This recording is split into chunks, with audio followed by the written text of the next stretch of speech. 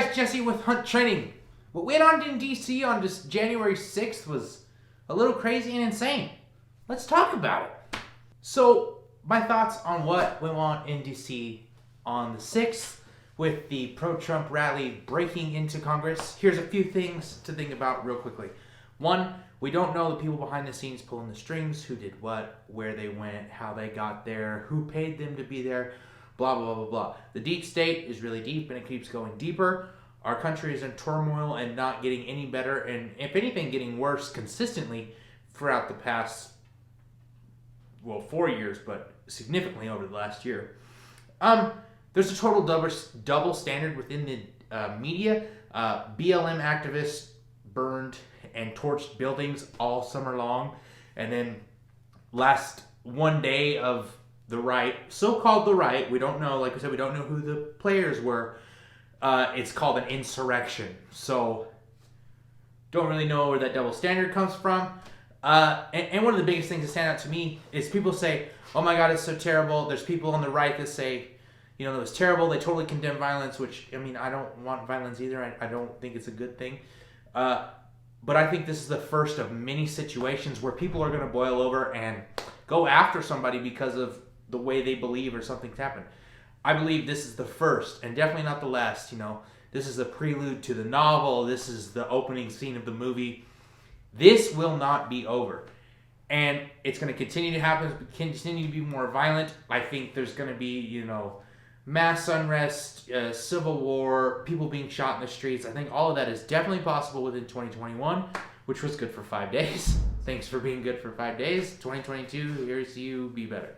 But it's funny how we live in this double standard, half the world's gone crazy, and then you live in places like where I live, and it's just kind of normal life. Like I don't wear a mask wherever I go. I don't wear a mask into stores that require it. I just kind of go and do my thing, and nobody tries to stop me from doing it.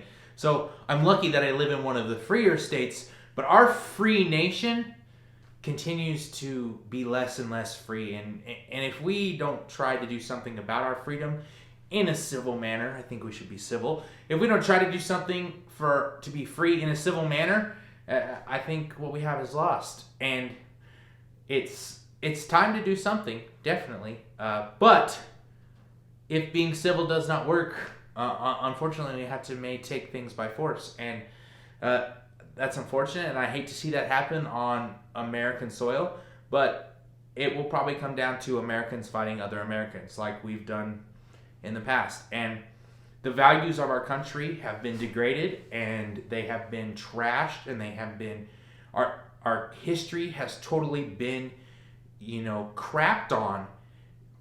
And the bad part about it is the people that think like I do, that are conservative minded, that do certain things, they understand that in the past our country has made terrible mistakes. But we also understand the greatness that this country in its current state has for people of all types, all races, religions, and all that stuff.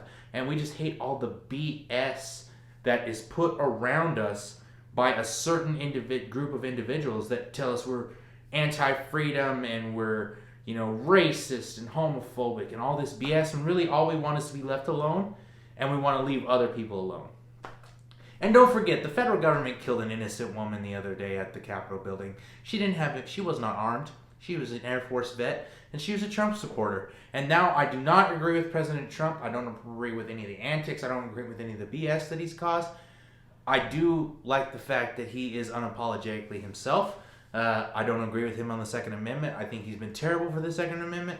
But the next 4 years with Democrat everything, we could flat literally be screwed up the ass. So anyway, guys, the federal government killed an innocent person the other day.